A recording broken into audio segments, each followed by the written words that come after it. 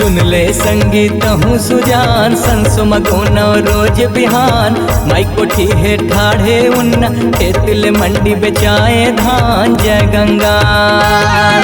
सुन ले संगीत हूँ सुजान संसुम गुनो रोज बिहान माई कोठी है ठाढ़े उन्ना खेतल मंडी बेचाए धान जय गंगा।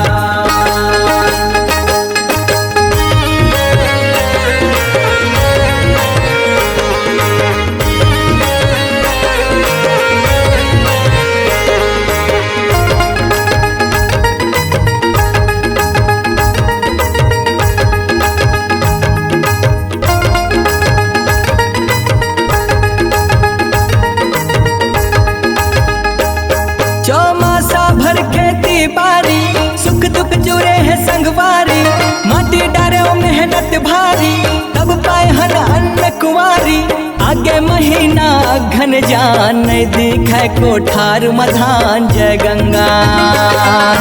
सुन ले संगीत हूँ सुजान संसुम गुनो रोज बिहान माई कोठी है ठाढ़े उन्ना खेतल मंडी बेचाए धान जय गंगा। संगीत हूँ सुजान संसुम गुनो रोज बिहान माई कोठी है ठाढ़े उन्ना खेतल मंडी बेचाए धान जय गंगा।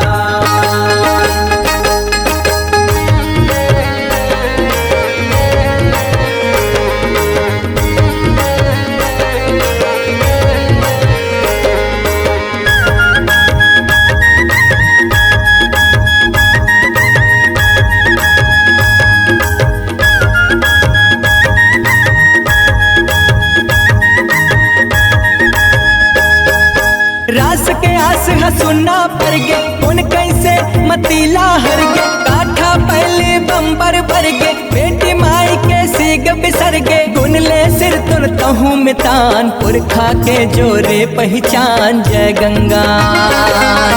सुन ले संगीत हूँ सुजान संसुम गुनो रोज बिहान माई कोठी है ठाढ़े उन्ना खेतल मंडी बेचाए धान जय गंगा। सुन ले संगीत हूँ सुजान संसुम गुनो रोज बिहान माई कोठी है ठाढ़े उन्ना खेतल मंडी बेचाए धान जय गंगा।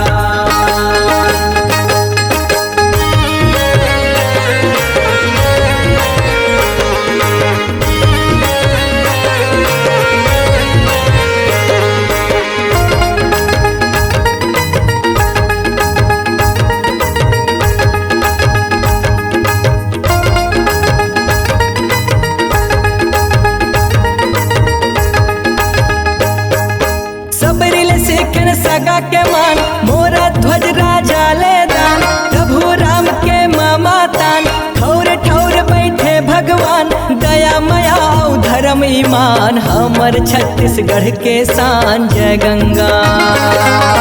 सुन ले संगीत हूँ सुजान संसुम गुनो रोज बिहान माई कोठी है ठाढ़े उन्ना खेतल मंडी बेचाए धान जय गंगा। सुन ले संगीत हूँ सुजान संसुम गुनो रोज बिहान माई कोठी है ठाढ़े उन्ना खेतल मंडी बेचाए धान जय गंगा।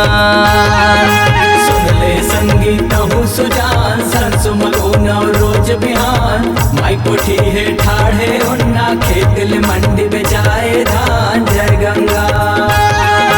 सुन ले संगीत हूँ सुजान संसुम गुनो रोज बिहान माई कोठी है